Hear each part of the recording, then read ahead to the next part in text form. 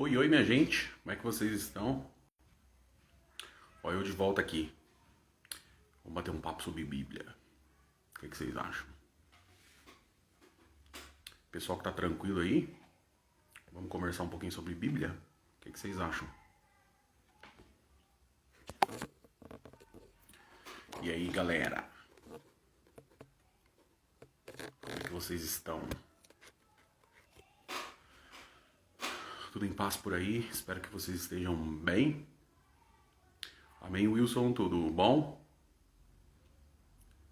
Marcos, e aí, minha gente, como é que vocês estão? Sábado à tarde, quem tiver de boa, vamos bater papo sobre Bíblia, né? Quem tiver tranquilo, shalom, shalom. Shalom, shalom. Amém. Amém, guerreiro. Como é que você tá? Amém a todas as saudações aí, viu? Bora falar sobre Bíblia então. Já que a gente gosta, né? Ô, galera de promissão, Deus abençoe grandemente. Grandemente. Sejam bem-vindos aí. Já que a gente tá tranquilo, né? A maioria das pessoas que estão entrando agora tá tranquilo, vamos falar um pouquinho de Bíblia, né? O que vocês acham? Vocês têm algum tema aí pra gente falar? Meia horinha, 40 minutos. Amém as saudações, amém a todas as saudações. Amém. Ô Marcelo! E aí, Marcelo? Marcelo tá na área. Bem-vindo aí, Marcelo. O pessoal tá chegando aí. Eu não fiz nada programado, né? Mas de repente, se a gente começar a bater papo sobre Bíblia, eu acho que o assunto rende, né? É sempre bom falar de Bíblia. Aliás, é maravilhoso. É maravilhoso. Perdão, divórcio. Tem muito assunto bom, hein, gente? Vamos lá, o que vocês acham? Ah, curiosidades, né? Sobre idolatria, curiosidades de idolatria. É bacana. Livre-arbítrio. Débora, a juíza lá do livro de Juízes. Marcelo gosta da história de Lázaro, hein? Lázaro é uma história fantástica, né? Falar sobre perdão. Legal. Legal, acho que tem bastante arrebatamento, rebatismo, que é uma doutrina, né? Sábado passado a gente falou da doutrina da igreja e tem a doutrina do batismo também. Então tem muito assunto bacana. Essa live aqui eu não vou deixar nem salva, tá? É só bate-papo mesmo. Bebida alcoólica. Tem gente que é preparado, né? Tem gente que toma um golinho de cerveja e não faz mal. Tem gente que toma um golinho de cerveja e sai matando todo mundo. É um problema, né? Sacrifício vivo, gostei dessa, hein? Sacrifício vivo é top porque engloba um monte de coisa, inclusive a questão aí, as questões de relacionamentos. Sacrifício vivo é muito bom. Priscila e Áquila, Atos dos Apóstolos, meu Deus, top. Priscila e Áquila, assunto top também porque a igreja de Roma estava sendo perseguida na época. Eu vou falar rapidinho aqui de Priscila e Áquila, enquanto o pessoal está chegando aqui. Priscila e Áquila, eles sofreram demais, porque eles foram expulsos praticamente de Roma, né? E tiveram um encontro com Paulo. Eles conheceram toda a obra de Deus ali, né? Quando eles se encontraram com Paulo e com Apolo. Aliás, quem descobriu? Apolo foram Priscila e Áquila, os dois que descobriram Apolo. E daí começaram a bater um papo com Apolo. Ele era muito eloquente, conhecedor assim das escrituras de forma grandiosa. Apolo era terrível. E ele foi até meio constrangido, né, a pregar em algumas igrejas. E Apolo tinha essa característica, uma característica que eu, para mim, acho muito bonito, que é a característica da eloquência, né? Ele conseguia falar de uma forma que conseguia convencer as pessoas acerca dos seus pecados. Então, é muito bacana essa questão de Apolo, Priscila e Áquila. Muito bom. E se a gente for, já que a gente entrou nesse assunto, né, se a gente pegar a igreja do primeiro século, que é a igreja quando ela começou a surgir, ela tinha algumas características muito marcantes. muito marcantes. Uma delas era a eleição. O ministério da igreja era eleito pelo povo, o povo que elegia. Eu acho muito interessante isso, né? Não sei se vocês estão com a Bíblia de vocês, se não tiverem, pode ficar tranquilo aqui, tá? Eu tô com uma Bíblia aqui, já que a gente começou a entrar nesse assunto, acho que esse assunto dá um caldo bacana. Atos dos Apóstolos, se você tiver com a Bíblia, beleza. Se não tiver, pode acompanhar comigo, tá?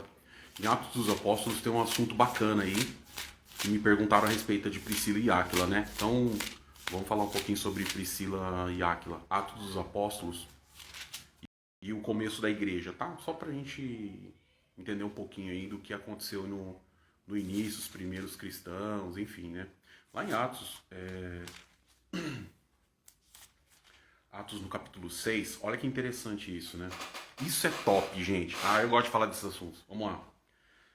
A igreja do primeiro século, vamos ver como que ela funcionava, né? Atos capítulo 6. Ora, naqueles dias, que dias?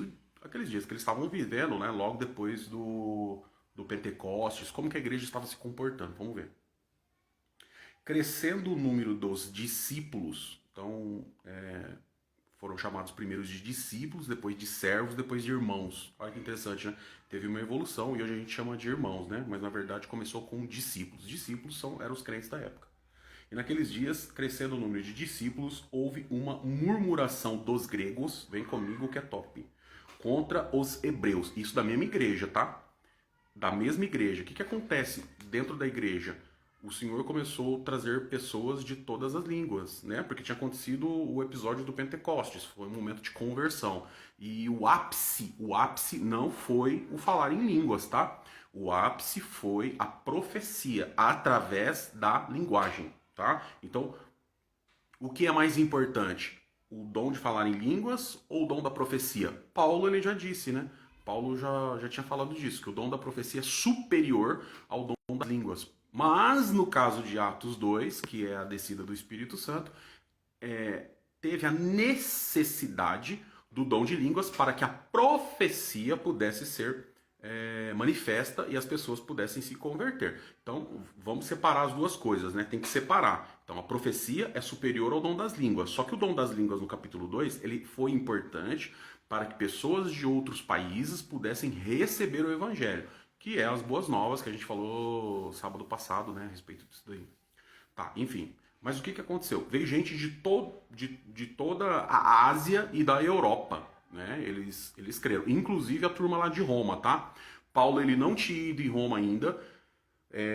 João não tinha ido em Roma. Pedro, enfim, nenhum dos apóstolos tinha ido em Roma e já tinha uma igreja em Roma. Da onde surgiu essa igreja de Roma? A igreja de Roma surgiu graças ao dia do Pentecostes. Ou seja, tinha alguns judeus de Roma congregado na festa do Pentecostes, eles ouviram o evangelho, voltaram para suas cidades e lá nas suas cidades eles desenvolveram as primeiras igrejas.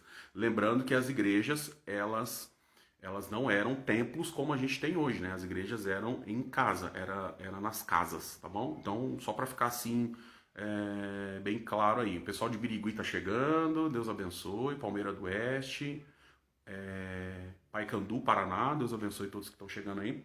Então, o que aconteceu? A igreja, ela tinha muitas pessoas, era uma miscigenação de gente. Tinha gente de todo tipo. Só que daí a gente começou a ter um problema. Vem comigo que vocês vão entender. Olha que top isso aqui, ó.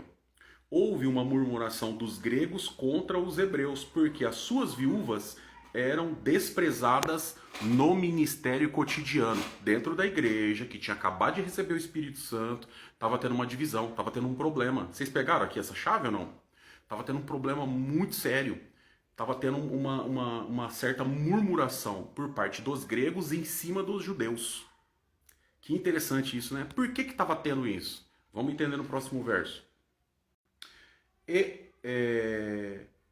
Porque as suas viúvas eram desprezadas no ministério cotidiano. O que ele quis dizer com isso? Bem, e os 12, convocando a multidão dos discípulos, disseram: não é razoável que nós deixemos a palavra de Deus e sirvamos as mesas. Agora a gente entende o que é o ministério cotidiano. Era o pão de cada dia delas. Estava faltando comida para as viúvas dos hebreus. E o ministério, que era todo de judeu, estava tendo uma dificuldade enorme, porque a igreja não queria suprir a necessidade das viúvas gregas. Que coisa, né? Tinha acabado, gente, de descer o Espírito Santo. Era para ele o Espírito Santo que em toda a verdade. Então, olha que coisa interessante. Não é porque uma igreja recebeu o dom do Espírito Santo, que uma pessoa recebeu o dom do Espírito Santo, que ele não está no processo de santificação. Ele não é perfeito. Ele precisa continuar no processo de santificação, que é separação, tá bom? Então, é importante colocar isso. Olha, a igreja tinha acabado de receber o Espírito Santo e está com um BO gigante. Gigante. Tava tendo desavença, tinha gente passando fome dentro da igreja, porque a igreja, que era composta na sua maioria de judeus, não queria suprir a mesa das viúvas gregas. Vem comigo. Aí os apóstolos se reúnem e diz o seguinte: não é razoável que nós deixemos a palavra, a gente deixe de pregar a palavra, porque a gente precisa anunciar a palavra, e a gente vai começar a fazer um serviço aí de diácono, levar comida para quem está com fome. Não faz sentido. Né? Cada um precisa fazer uma coisa. Olha que interessante, né? Eles conseguiram pegar uma das coisas que mais se usa no céu, cada um com a sua atividade, cada um com a sua responsabilidade. Quando cada um está com a sua responsabilidade, a igreja vai crescer, ela vai se desenvolver. Vou dar um exemplo. Por que o encarregado de orquestra tem que falar de doutrina para um músico, ou falar de doutrina para uma irmã que é organista? Não faz sentido, porque a parte dele é música. Quem cuida da doutrina é o ministério. Então não pode misturar. Quando mistura, dá BO e está problema. É o que estava acontecendo aqui. Então eles falaram: não, nós não vamos separar. Nossa parte é palavra, nossa parte é doutrina, nossa parte é levar o evangelho. Nós não podemos parar de levar o evangelho, falar da doutrina, para a gente começar a falar agora de quem está com fome, quem está passando fome na igreja. Não é a nossa parte. Nós precisamos criar aqui um ministério que cuide disso. Vem aqui, vem comigo. Aí olha o conselho dos apóstolos, olha como eles eram iluminados. Escolhei, pois, irmãos, dentre vós 7 varões de boa reputação, marca aí, boa reputação, cheios do Espírito Santo, cheio de sabedoria, aos quais constituamos sobre esse importante negócio. Por que importante negócio? Justamente porque as pessoas estavam passando fome, gente. Então era importante que essas pessoas recebessem comida. Era importante que essas pessoas não passassem fome dentro da igreja que tinha acabado de ser constituída, né? Mas vem comigo aqui. Vem comigo que é importante. Escolhei, pois, irmãos, dentre vós 7 varões, então com essas características. Verso 4. Mas nós perseveraremos na oração e no ministério da palavra. Lembra o que eu acabei de dizer agora? Gente, essa live não vai ficar salva, tá? Olha que interessante. Mas nós perseveraremos na oração e no ministério da palavra. Ou seja, essa é a nossa responsabilidade. Perseverar na oração, no ministério da palavra. E vocês vão escolher pessoas para a gente constituir nesse novo ministério. Então, resumo, a igreja estava com um problema sério, mas eles tiveram sabedoria. É como os anjos. O reino de Deus, ele tem que se comportar na terra do jeito que ele acontece no céu. Do jeitinho que ele acontece no céu, ele deve se comportar aqui na terra, o reino de Deus. Por isso que a gente fala na oração do Pai Nosso, lembra lá? Em aramaico, que era a língua que o Senhor Jesus orou, é Abba vunga bashmaya, netkabe shmo. Ele disse: então, Pai nosso que estás no céu, santificado seja o teu nome, venha o teu reino, ou seja, o teu reino venha sobre nós. O teu reino venha sobre nós, mas do jeito que ele é no céu, do jeito que é no céu, seja na terra. Esse é o pedido da oração do Pai Nosso. Então, como é o reino de Deus lá no céu? Vem comigo aqui para vocês entenderem, né? Como é o reino de Deus no céu? É tudo dividido, cada um faz sua parte. Ninguém se mete na parte do outro. Então, tem anjo para comunicar, que é Gabriel, é o anjo da comunicação. Tem anjo para guerra, que é Miguel. Tem anjo para cura. Lembra daquele anjo que desceu no tanque de Betesda? Ele agitava a água, tudo que entrasse na água pela primeira vez era salvo de qualquer enfermidade? Esse é o anjo da cura. Então, a gente tem vários tipos de anjos dentro da Bíblia. Então, o reino dos céus, eles têm que vir para a terra do jeito que ele acontece lá, organizado, cada um fazendo a sua parte, ninguém se metendo na parte do outro. Vocês lembram lá em Daniel, quando o anjo Gabriel ele veio trazer uma notícia, né? Ele veio trazer a notícia. Daniel ele precisou fazer uma intervenção com jejum e oração durante 21 dias. Vocês lembram que isso aí aconteceu? Aí o Gabriel desce para dar a notícia trazida do céu para o rei. E o que, que acontece? O adversário se coloca de frente com o anjo Gabriel. Mas o que, que eu acabei de dizer para vocês? O que, que o anjo Gabriel faz? Qual que é a parte do anjo Gabriel? Escrevam aí. Qual que é a parte do anjo Gabriel? Ele não é anjo de guerra. Gabriel não é anjo de guerra. O que, que o Gabriel faz? Lembram o que, que Gabriel faz? Comunicação. Ele comunica. Ele fala. Ele é mensageiro. Gabriel tem espada? Não. Eu já fui em oração, né? Aí o profeta falou assim: eu tô vendo o Gabriel com uma espada. Para tudo. Esse aí nunca leu a Bíblia. Porque Gabriel não carrega espada, gente. É anjo de comunicação. Se falasse que ele tava com uma caneta e uma agenda, eu acredito. Mas espada não, por favor. Gabriel não pode trazer espada. Quem traz espada é Miguel. Miguel que traz espada. Então, Gabriel ele desce para dar informação lá no livro de Daniel. O adversário, como sabe que ele é só de comunicação e não traz espada, o que, que ele faz? Ele para na frente e fala: aqui você não passa. Aqui você não passa, você não vai dar esse recado de Deus para o rei. De jeito nenhum. Porque ele sabia que Gabriel não era de guerra. O que, que Gabriel faz? Gabriel aciona o camarada da batalha, da guerra. Porque ele não se mete, ele não vai arrumar confusão com o adversário. Ele olha para cima e diz: Miguel, ô Miguel, desce aqui, ó, não quer deixar eu passar. Aí Miguel vem, Miguel desce e fala: Gabriel, vai tranquilo que aqui o guerreiro toma conta. Pode deixar que aqui eu seguro as pontas. Pode ir para frente.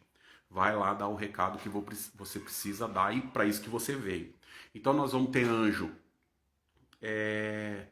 Anjo estilista. Tem anjo estilista, gente. O anjo lá de Zacarias, lembra que ele troca as vestes de Josué, do sacerdote Josué? Ele trocou as vestes, deu uma veste nova para Josué. Então nós tem anjo que troca roupa, nós tem anjo que cuida de bicho.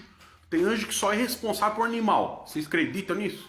Só por animal. O que está escrito lá? Daniel, quando ele cai dentro da cova dos leões, o rei vai de manhã, né?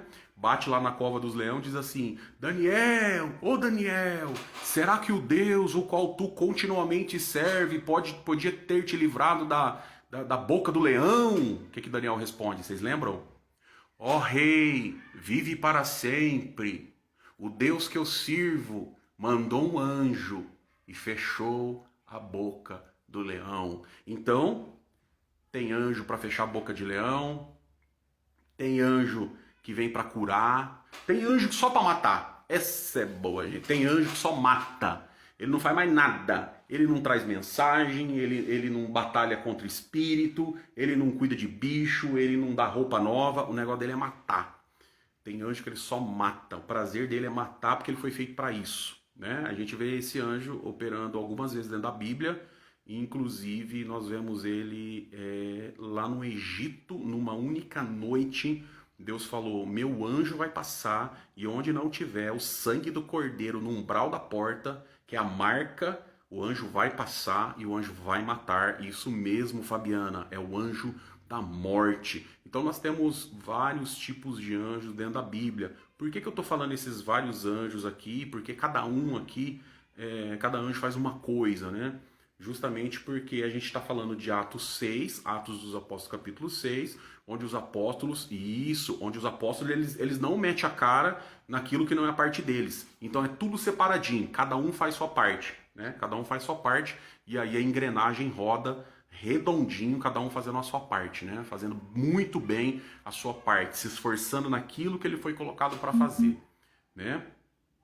E aí a gente vê, olha que interessante, né? A gente vê aqui em Atos dos Apóstolos capítulo 6, a gente entrou nesse assunto, gente, porque alguém perguntou sobre Priscila e Áquila e a gente começou a falar do início da igreja, a igreja do primeiro século, como que a igreja se comportava, se ela tinha problema, e nós descobrimos, sim, a igreja tinha um problema seríssimo, né? que é essa questão de a igreja era composta de base judaica, né, hebreia, e eles não queriam suprir as necessidades das nossas irmãs que eram gregas, ou seja, eles faziam acepção de pessoas.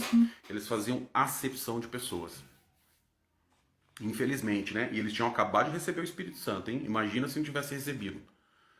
Vamos lá.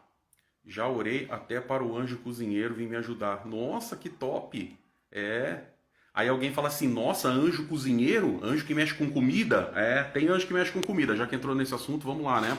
Lembra de Elias? Elias, ele entra debaixo do zimbro. O que é o zimbro? Uma planta, né? Que ela é fechada. Ela fica parecendo uma cabana. E Elias estava com medo de morrer, né? Jezabel estava na cola dele. E Jezabel prometeu, falou, ó, manda um recado para Elias, que do jeitinho que ele matou meus profetas, eu vou matar ele. Esse miserável vai morrer.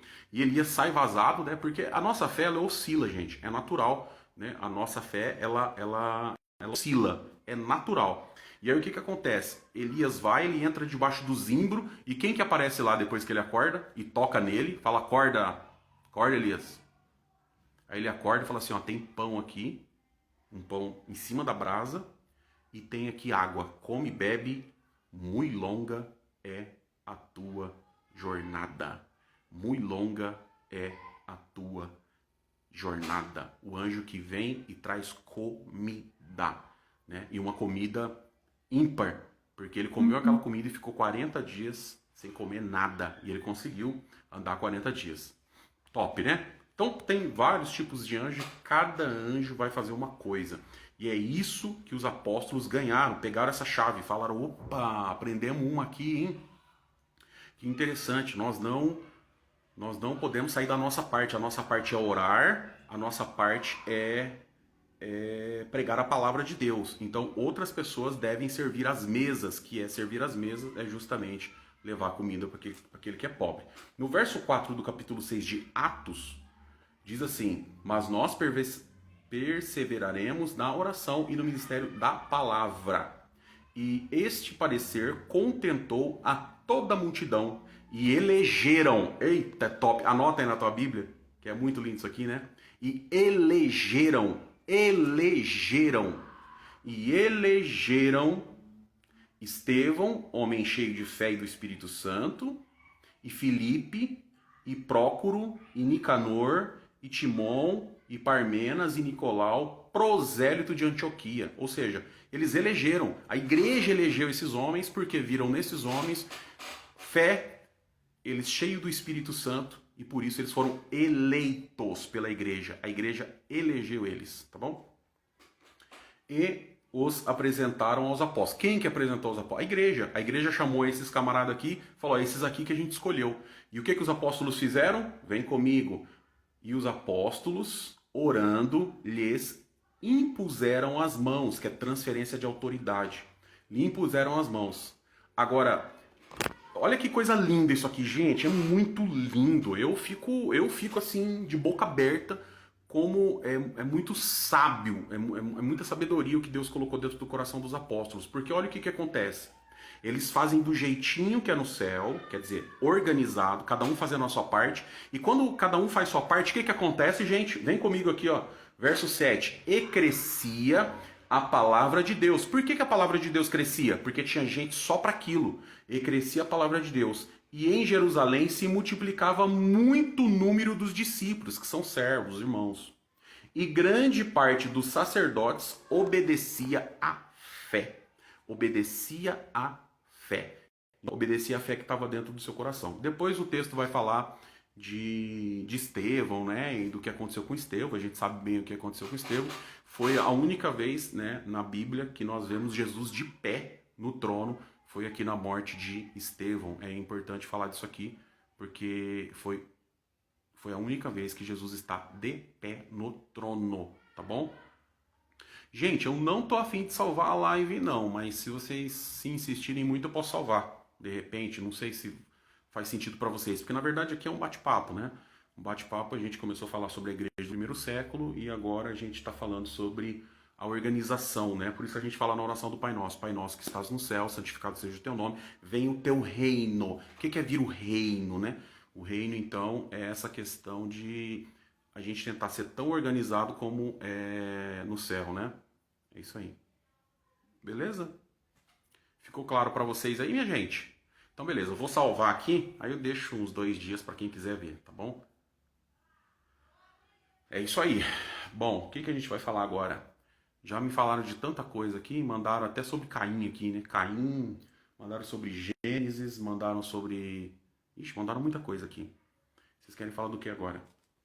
Sacrifício. Alguém colocou sacrifício aí também, eu achei bacana. Porque veio um assunto essa semana, me perguntaram, né, sobre essa questão dos sacrifícios, né? Dos sacrifícios e tal. Eu vou salvar para vocês então, tá bom? Eu vou salvar para vocês aqui, deixar salvo. Vocês querem falar de sacrifício? Eu tenho certeza que muita gente não sabe sobre sacrifício, hein? Vamos lá? Vamos falar de sacrifício? Então, anjo a gente falou um pouquinho, né? Agora todo mundo entendeu essa questão dos anjos aí, que é anjo, arcanjo, querubim, serafim. É importante também saber essa hierarquia, né? Anjo, arcanjo, querubim, serafim. E cada um faz uma coisa, né? Cada anjo, ele é responsável por uma coisa. Vamos falar de sacrifício? Essa semana eu conversei com umas pessoas sobre sacrifício. Foi muito legal. Se você tiver sua Bíblia, você pode acompanhar. Se você não tiver, fica comigo aqui, que eu vou falar sobre sacrifício. E sacrifício está no livro de Levítico. Tá? Sacrifício, ele fica no livro de Levítico. Então, a predestinação é top também. A gente fala de predestinação depois, tá? E vamos falar de sacrifício, então? Vamos lá. O que acontece? É importante cada um aqui entender que sacrifícios, existiam alguns tipos de sacrifícios, tá? Existiam alguns tipos de sacrifícios dentro da Bíblia. Se você gosta de ler a Bíblia, você vai lá em Levítico e você vai ver que existem alguns tipos de sacrifícios, tá? Vem cá. Levítico capítulo 1 vai falar de holocausto. Só holocausto, tá? Como que é o sacrifício de holocausto? Tem que ser um animal macho, tem que ser um animal que não tenha mancha, que não seja doente, porque esses sacrifícios iam preceder o sacrifício do Senhor Jesus na cruz. Então, como está escrito em Levítico, ora, a lei não é a imagem perfeita das coisas, mas a sombra dos bens futuros. Então, isso aqui é uma representação do que ia acontecer. Então, o primeiro sacrifício é o holocausto, tá bom? E o que é o holocausto, então? É uma vida que morre por causa da tua vida. Então você tem um pecado e o pecado, o salário do pecado é a morte. Diante de Deus, como ele é 3 vezes santo, né? Ele é Kadosh, Kadosh, Kadosh. 3 vezes santo, né? A Camila pediu para salvar no IGTV. Please, alright, Camila. A Camila pediu para salvar no IGTV, então a gente salva no IGTV. Bom, o que acontece então? Levítico tem alguns tipos de sacrifícios, né? Então, os sacrifícios de Levítico, o primeiro é o holocausto. Guardem bem isso aqui, ó. Holocausto é o principal. Tanto que o altar, ele ficou conhecido como altar do holocausto, de tão importante que é o holocausto. Que o holocausto é o sacrifício pelo pecado de uma pessoa, né? Que você vai lá de boa vontade e oferece um sacrifício para que o teu pecado seja perdoado. Era perdoado dessa forma, com sangue de animal, derramamento de sangue. Então, vida por vida, tá? Você entregava uma vida para poupar a tua vida. E qual que era a vida que você tinha que entregar? De um animal limpo, um animal puro, um animal sem mancha e um animal sadio. Então, esse era o sacrifício do holocausto, em Levítico capítulo 1. No capítulo 2, se fazia uma oferta de manjares. O que é uma oferta de manjares? É uma oferta com trigo moído, tá bom? Trigo moído. E alguém fala assim, nossa, a oferta de manjares não tem sangue? Não, na oferta de manjares só tem trigo, só tem a farinha de trigo, né? Que é a flor de farinha, isso eu preciso explicar para vocês. Não dá para ler verso por verso, depois vocês leem, vocês vão entender o que eu tô falando. O sacrifício na oferta de manjares era de trigo moído, tá? Moía o trigo, a semente do trigo, e peneirava. A primeira farinha, que era aquela farinha mais grossa, aquela farinha mais escura, era uma farinha que Deus não queria. Depois se moía mais ainda, moía, peneirava de novo, mais fino, era a segunda farinha. Essa servia para fazer os pães, mas Deus não queria essa farinha. E depois moía a terceira vez, quando ela ficava branquinha. Igual essa farinha que a gente usa em casa agora. A farinha branquinha é chamada de flor de farinha. Guarda essa aí, que tá aqui ó, em Levítico capítulo 2. Flor de farinha. O que é flor de farinha? A melhor de todas as farinhas. Era essa que Deus exigia para se fazer a oferta de manjares, que era um tipo de sacrifício. E alguém pergunta, ai Anderson, então peraí, nessa oferta aí, que era queimada também no altar, não tinha sangue. Então como assim? Não entendi. Lembra que eu falei vida por vida? Trigo tem vida? Sim ou não? Uma semente de trigo tem vida? Sim ou não? O que vocês acham? Uma semente de trigo tem vida. Se você colocar lá na terra, regar, vai nascer uma planta. Mas se eu macetar ela, o que acontece? Se eu macetar ela, moer ela, o que vai acontecer? Ela perde, ela não é mais vida. Se acabou com a vida da planta, se você macetar a semente. Por isso que Deus está falando. E ele queria que a semente fosse macetada 3 vezes. 3 vezes e coada 3 vezes. Por isso está escrito que Jesus, ele cumpriu o holocausto, porque ele foi sem mancha, sem nenhum osso quebrado. Ele cumpriu a oferta de manjares. Por que ele cumpriu a oferta de manjares? Porque ele foi esmagado pelas nossas transgressões. Lembra? Ele foi moído, está escrito, moído, esmagado pelas nossas transgressões. Ah, boa, Fabiano, que bom que você perguntou. Então tinha também o azeite, que era misturado junto com a farinha. O que simbolizava o azeite? Unção. O azeite simbolizava unção. E já que você colocou sobre o azeite, Fabiano, não podia colocar mel. Em hipótese alguma, poderia colocar mel na oferta, porque mel é doce. É coisa que Deus não queria, que são as nossas próprias justiças. Deus não queria as nossas próprias justiças no sacrifício. No lugar do mel, ele pedia sal. Então, para que serve o sal, né? Sal serve para conservar. Por isso Jesus falou: vocês são sal da terra. Porque o sal, Deus exigia sal na oferta de manjares. Então tinha que ter sal e ele não queria mel. Vocês pegaram essa? É forte, né? Que significa sofrimento. Sofrimento. Ele queria sofrimento. Tá bom? A terceira oferta é o sacrifício de paz, né? Ou os sacrifícios pacíficos, que era quando você recebia alguma coisa de Deus. E o mel, ele significa as nossas próprias justiças, aquilo que sai de dentro de nós, aquilo que nós achamos que a gente faz bem feito. E Deus falou: não quero nada de vocês, tudo vai ser para mim. Eu não quero nada de vocês que saiam de dentro de vocês no sentido de bondade. Sabe aquele amor fingido? Você parecer ser, é mais ou menos o significado do mel. O Senhor não quer que você seja um personagem, né? Só aquela coisa do lado de fora, só doce pelo lado de fora, mas amargo por dentro. Não é isso que o Senhor quer, por isso ele não queria mel, ele queria sal. Sal significa conservar, dar sabor, né? Essa era a intenção. Daí depois vinham as ofertas pacíficas, né? Que era você oferecer um animalzinho porque Deus tinha feito uma obra na tua vida, então uma oferta de paz, você estava feliz, você ia lá e oferecia um sacrifício para Deus. Depois tinha as ofertas pelos erros dos sacerdotes, pelos erros dos príncipes, enfim. Mas onde que eu quero chegar com tudo isso? Abram a Bíblia de vocês, se tiverem, óbvio, né? E a caridade, que pessoas acham que é só ajudar as pessoas que têm dom? Não entendi essa pergunta. E a caridade, que pessoas acham que é só ajudar as pessoas que têm dom? Então, o vinagre ele não entra, tá? Ele não entra no sacrifício. Eu não entendi bem a pergunta da mamãe coruja aí, não. Eu não entendi. Não entendi, de verdade. Mas eu posso traduzir, talvez seja isso, né? Sabe quando você vai dar alguma coisa para alguém? Tipo, você vê uma pessoa com fome, uma família com fome, né? Aí você vê uma família com fome e você vai lá, leva uma cesta básica e você tira uma selfie entregando a cesta. Sabe? Então, é aquilo lá que Deus não se agrada. Tá? É isso que Deus não se agrada. Que a gente se apareça dizendo que a gente está fazendo bem. Seria isso o mel, tá bom? Aquela falsa bondade. Na verdade, a pessoa só quer se aparecer. Tá bom? E isso está escrito lá em Mateus, tá? No capítulo 6, vocês vão entender o que eu estou dizendo. Muita gente faz isso hoje e acha que tá abafando, entendeu? Ele vai lá dar uma cesta e já vai contar na igreja que ele deu a cesta. Ah, o irmão tava passando necessidade, eu fui levar uma cesta para ele, Deus fez um milagre, a família chorou e eu tô dando glória a Deus. Não é você que tem que dar glória a Deus, é quem recebeu. E se você fizer de uma forma que ninguém perceba que foi você que deu, o nome de Deus é glorificado e não o seu. Entendeu? Por isso que Jesus está dizendo o seguinte, ó, capítulo 6 de Mateus. Guardai-vos de fazer a vossa esmola, quer dizer, a sua oferta, a sua ajuda diante dos homens, para você não se aparecer, para serdes vistos por eles. Aliás, não tereis galardão junto ao vosso Pai que está no céu. Quem faz isso não tem galardão. Guarda essa que é boa, hein?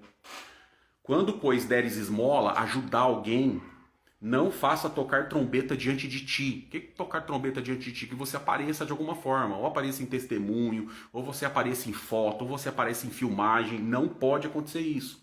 Como fazem os hipócritas, porque isso é coisa de hipócrita. E nas ruas parecer, ai, meu irmão, então não vou levar comida. Não, você vai levar comida, só que você não vai aparecer. Para você que tem o ego inflado, talvez você sofra no começo, né? Porque você quer aparecer. Ai, aí fica, ai, eu queria tanto tirar uma foto com aquele irmão para mostrar para minha família que eu supri a necessidade dele. Mas não faz isso não, senão você perde o galardão, tá bom? Verso 3 de Mateus 6 diz o seguinte: mas quando tu deres esmola, quando você for ajudar alguém, né, não saiba a tua mão esquerda o que fez a direita, para que a tua esmola, a tua oferta, o que você está ajudando, seja dado ocultamente. Agora segura essa que é forte, hein? E teu pai, que vem em segredo, te recompensará publicamente. Então o pai, que é Deus, vê você dando em segredo, você não apareceu, ele te recompensa publicamente. Pegaram essa aí? É forte ou não é? Fala a verdade, vem comigo. É forte ou não é? Dá um glória para Deus. Perguntaram aqui, o sangue que era aspergido no altar durante o sacrifício ficava lá? Ficava durante 7 dias, eram muitos sacrifícios, né? Depois era limpo, tinha que limpar. E boa parte dele era torrado pelo fogo, né? Era incinerado pelo fogo, tá? Tinha que ser tirado, tá? Porque senão também não ia ter lugar mais para tanto sangue, que era muito sacrifício. Lembrando que as pessoas que iam servir, por exemplo, uma oferta pacífica ou uma oferta pacífica que era de animalzinho, comia junto com o sacerdote uma parte da oferta, tá? Só para ficar claro aí. Comia uma parte da oferta. Pegaram aí? Nossa, é muita pergunta. Eu tô explicando aqui, eu perdi algumas perguntas. Perdão, Flávio, deixa eu ver se eu consigo achar tua pergunta aqui, minha irmã. Deixa eu ver se eu consigo achar, tá? Já vi um glória a Deus seu aqui. Deixa eu ver onde tá a sua pergunta. Fazer uma live sobre Apocalipse. O que nós estamos passando, será que é isso? Mas não foi pergunta, né? Isso é uma afirmação. Deixa eu ver se eu acho sua pergunta aqui. Caridade é fazer o bem sem olhar a quem, sem sentir melhor. Isso. Caridade é isso. Caridade é isso. É você fazer uma coisa sem ficar esperando, né? Receber de alguém alguma coisa, né? E principalmente você não se aparecer. Isso é a verdadeira caridade, né? E por isso que está escrito na palavra de Deus. O Senhor deixou muito claro, né? Cuidado que o amor seja não fingido, porque o amor dá pra gente fingir e a gente tem que tomar um cuidado danado pra gente não fingir amor, tá bom? A Flávia falou sobre... Travou? Paulino tá dizendo que travou. Travou, gente? Vocês estão me vendo? Meu Deus, é muita pergunta. Eu tenho que fazer um tema, né? Senão a gente fica louco. É muita pergunta. Ó, caridade é diferente de amor, tá bom?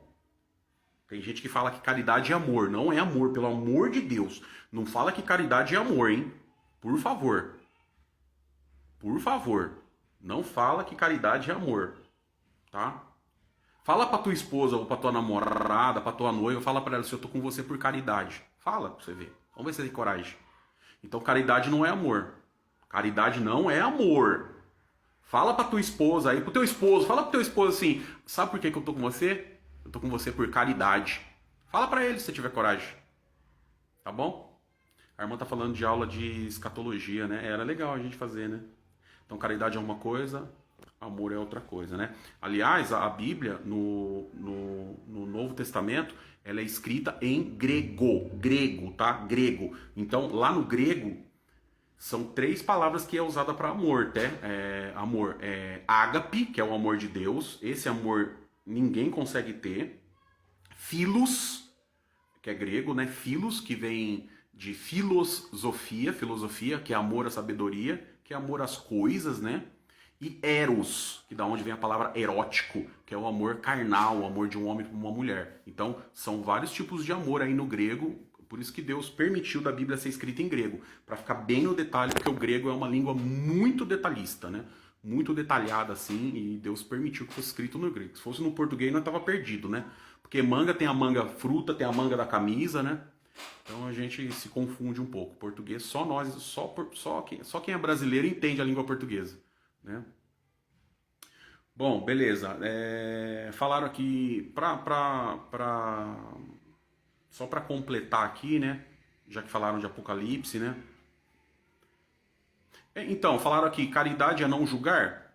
A Bíblia diz que a gente tem que julgar, né?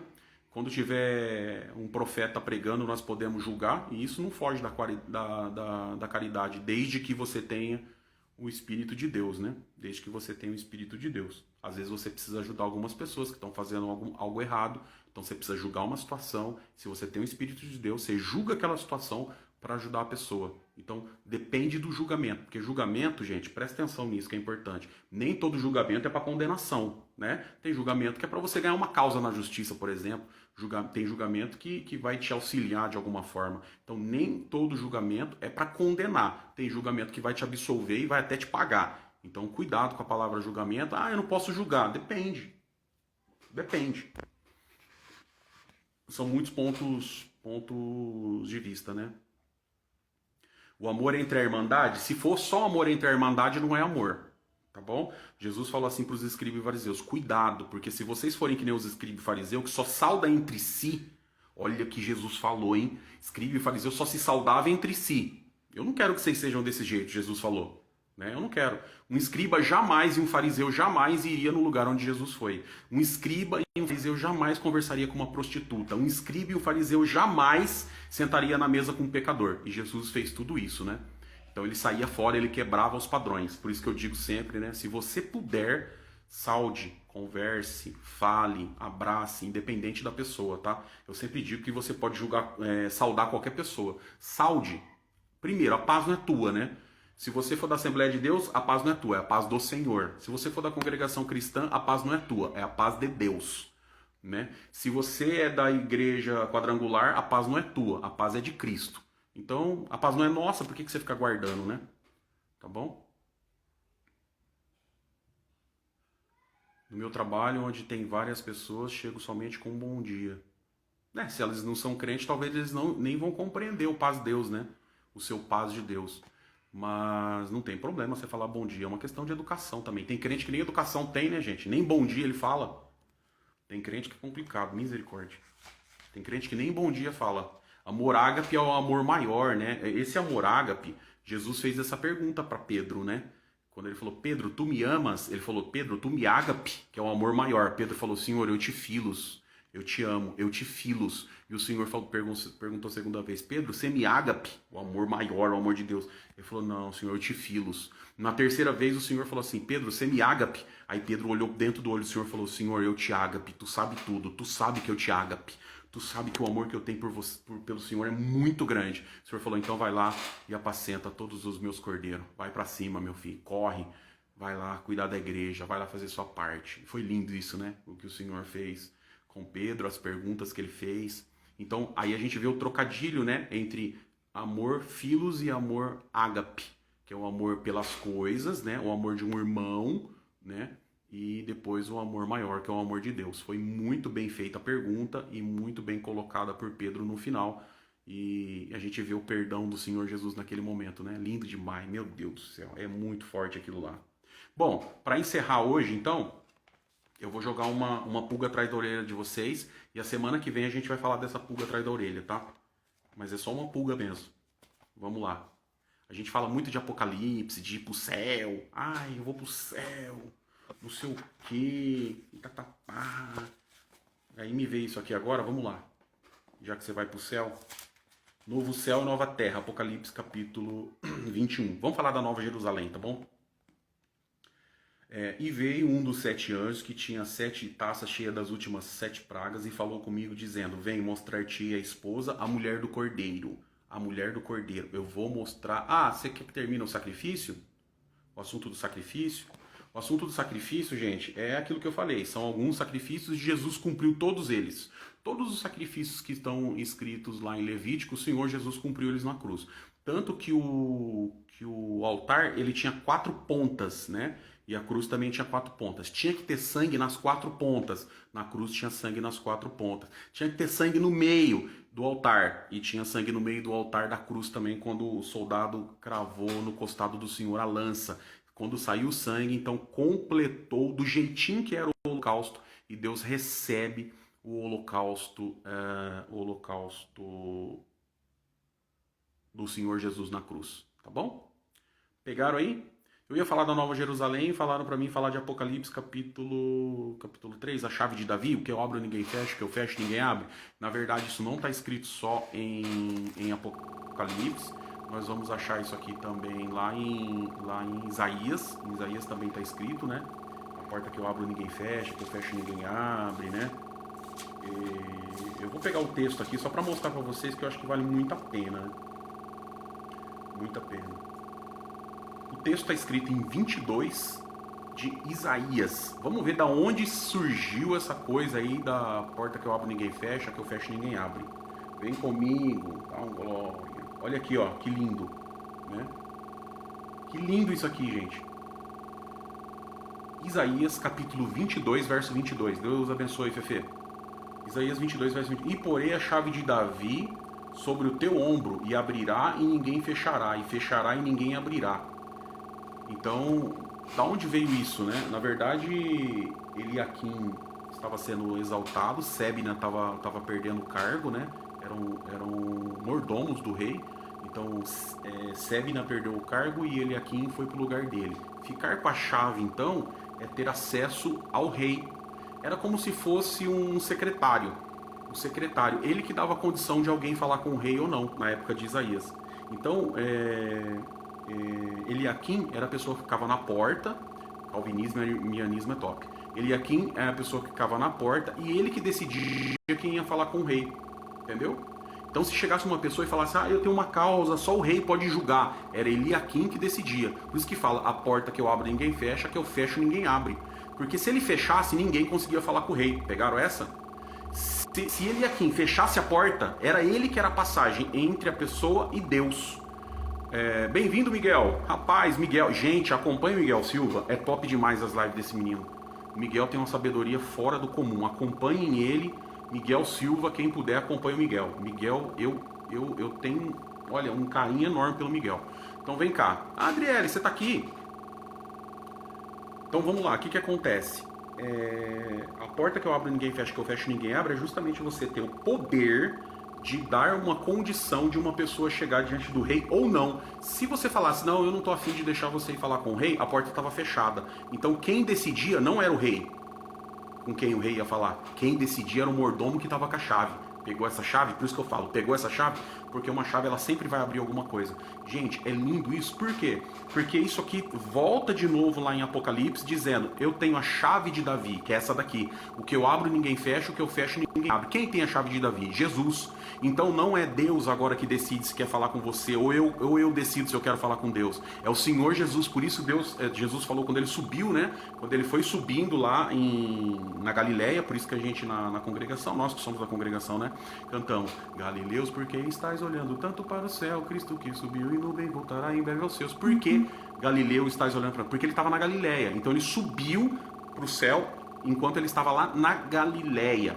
Por isso, Galileus. E o que acontece na chave de Davi? Jesus pegou essa chave, por isso está escrito, todo poder é me dado no céu e na terra.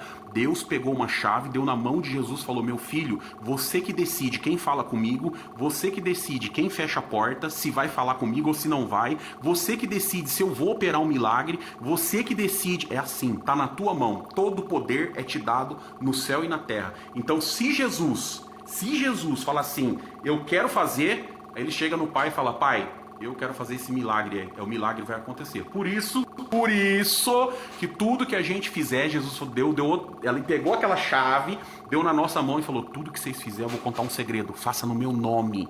Tudo que vocês for fazer, faça no meu nome. Por quê? Porque daí vai acontecer. Porque eu tô te dando essa chave. E a porta que eu abro, ninguém fecha. A que eu fecho, ninguém abre. Gente, Ali não estava falando de porta de trabalho, ali estava falando porta de chegar diante do Criador, de estar diante do Criador, de estar diante daquele que criou todo o universo, de estar diante daquele que é santo, santo, santo. Kadosh, Kadosh, Kadosh, Adonai Tsavaot Melokol Varetz Kevodô. Santo, santo, santo é o Senhor dos exércitos. Toda a terra está cheia da sua glória. Então imagina você chegar diante desse Criador. Você que não tem condição, eu também não tenho condição, e eu vi isso numa live que o Miguel falou com alguém, ele comentou sobre esse assunto, sobre os nossos pensamentos diários, né? A gente tem muitos pensamentos diários, a gente pode ter até 10 mil pensamentos diários, 8 mil decisões por dia. Então imagina quantas decisões você errou, né? 10 mil pensamentos, se você errou em 1000 pensamentos, são 30 mil pensamentos por mês, 720 mil pensamentos por ano, 720 mil pensamentos por ano. Agora imagina você pegar aí 720 mil pensamentos vezes a quantidade de tempo que você tem de vida. Você tem condição de chegar perto de um ser que é santo, santo, santo, Kadosh, Kadosh, Kadosh. Não tem condição de chegar. Por isso que os anjos não, serafins, eles diziam um para os outros: Kadosh, Kadosh, Kadosh, Adonai Tsavaot Melokol Haaretz Kevodô. Um falava para o outro: santo, santo, santo é o Senhor dos exércitos, toda a terra está cheia da tua glória. Aí eu te pergunto, você tem condição de chegar perto desse 3 Reis Santo? Não tem, mas Jesus falou assim: mas eu tenho a chave de Davi, o que eu abro ninguém fecha, o que eu fecho ninguém abre. E ele coloca a chave na tua mão e fala: quando você for orar, ora em nome do Senhor Jesus. Quando você for visitar, visita em nome do Senhor Jesus. Quando você for começar num trabalho novo, comece em nome do Senhor Jesus. Quando você for mandar um currículo, mande em nome do Senhor Jesus. Miguel, quando for começar uma palestra, comece em nome do Senhor Jesus. Quando for fazer uma viagem, faça em nome do Senhor Jesus. Vai começar um relacionamento, comece em nome do Senhor Jesus. E você começa com essa chave. Pegou aí? Consegue dar um glória para Deus? Eu consigo. Glória a Deus. Kadosh, Kadosh. Vamos pegar isso aí, gente? Vamos falar então? Kadosh significa santo. Vamos lá. Kadosh, Kadosh, Kadosh. Santo, santo, santo. Adonai, que é Deus, o Todo-Poderoso. Adonai Tsavaot Melokol Haaretz Kevodô. Kadosh, Kadosh, Kadosh. Santo, santo, santo. Pega essa chave que é top, né? Por isso que ele fala aqui em Isaías capítulo 22, verso 22... e porei a chave da casa de Davi sobre o teu ombro. Por que sobre o ombro? Não podia ser na mão? Não podia ser num chaveiro? Por que sobre o ombro, gente? Por que a chave está no ombro? Porque a nossa chave é a cruz que a gente carrega, é o que faz a gente se aproximar de Deus. Quando você está na guerra, você se aproxima de Deus. Quando você está na luta, você se aproxima de Deus. Você se aproxima do Todo-Poderoso, você se aproxima do Senhor. Kadosh, Kadosh, Kadosh. Eu vou colocar esses versos lá no... vou disponibilizar esses versos aí no meu Insta, tá bom? Então, gente... bacana a gente ter entrado nesse assunto, né? Então a gente tem em Isaías e nós temos também em Apocalipse, tá bom? Abba significa pai. É isso aí, Adriele, Deus abençoe. Abba é pai querido. Ela colocou aí, Abba querido, né? Ou papaizinho. Na verdade, Abba, gente, só para terminar aqui, Abba não é só pai. Porque no inglês a gente fala pai, father. Só que quando você está mais próximo do seu pai, você não fala father, você fala daddy. Ou seja, papaizinho, papai querido. Então o Abba é papai querido, é papaizinho, aquela coisa de ligação, aquela coisa de filho com pai. Sabe, papai, aquela coisa de carinho. Então, Abba, por isso que na oração do Pai Nosso não é só Pai Nosso, é papaizinho, é Abba, vum de bashmaya, netkada shma, tei malkutar, nehweitziana aikana de bashmaya, baha, papaizinho nosso que está no céu, o papai que está no céu, santificado seja o teu nome. Entenderam? Pegaram aí? É aquela coisa de carinho, não é só pai, é papaizinho, daddy, o pai que eu amo, o pai de... é uma conexão direta, pronto, fechou, é uma conexão direta, é isso, conexão direta. Pronto, sábado que vem a gente bate mais um papinho à tarde, né? todo mundo vai estar descansado e a gente volta a falar um pouco mais sobre Bíblia. Foi um prazer enorme estar com vocês aqui, muito grande, viu? Que Deus possa abençoar grandemente vocês. Miguel, Deus abençoe, meu irmão, de ter participado aqui, viu? Junto com a gente. Para mim é uma honra muito grande, Miguel Silva. Grande abraço, meu irmão. Quem puder acompanhar o Miguel aí, gente, tem umas coisas muito top. O Miguel fala umas coisas que, olha, meu Deus do céu, tem coisa que eu fico pensando o dia inteiro. Então, Deus abençoe grandemente, Deus abençoe todos que participaram comigo aí. E já que eu tô aqui, vou deixar a bênção sacerdotal, tá bom? Bênção sacerdotal, número 624. Yevachecha Adonai ve'ashmechecha, Issa Adonai panav elecha ve'ronecha, e Adonai panav ve'ashelecha shalom. Eu vou ler no português pra vocês, que é lindo demais, pra abençoar o final de semana de vocês, tá bom? Vamos lá, pra ter um final de semana abençoadíssimo. Final de semana abençoado. Olha isso aqui, gente. Números 6:24. Yevachecha Adonai ve'ashmechecha, Issa Adonai panav elecha ve'ronecha, e Adonai panav ve'ashelecha shalom. Olha o que tá escrito aqui. Escuta. Ah, e tá no meu Instagram. Eu fiz um videozinho aí, tá? Ó. O Senhor te abençoe e te guarde. O Senhor faça resplandecer o seu rosto sobre ti e tenha misericórdia de ti. O Senhor sobre ti levante o seu rosto e te dê paz. Que é Shalom, de onde vem a palavra Yerushalayim, Yerushalayim, a terra do Shalom, a terra da paz, Jerusalém. Deus abençoe a todos, viu? Tamo junto pela vida eterna. E não percam, amanhã tem live à noite com a Alane, às 21 horas. É uma live top, imperdível. Romanos 8, amanhã, gente, é a live. Eu tava esperando esse capítulo a vida inteira, tá bom? Para falar sobre esse capítulo numa live e chegou, vai ser amanhã. Amanhã nós vamos falar de Romanos capítulo 8. Eu e a Alane lá direto de Paris, tá bom? Cobrem o Miguel aí pro Miguel fazer uma live comigo. Ele tá me devendo uma live, tá bom? Cobrem o Miguel aí. Deus que abençoe grandemente, minha gente. Fiquem com Deus. Ótimo final de semana. Tamo junto pra vida eterna. Ah, vou deixar salvo. Fiquem com Deus.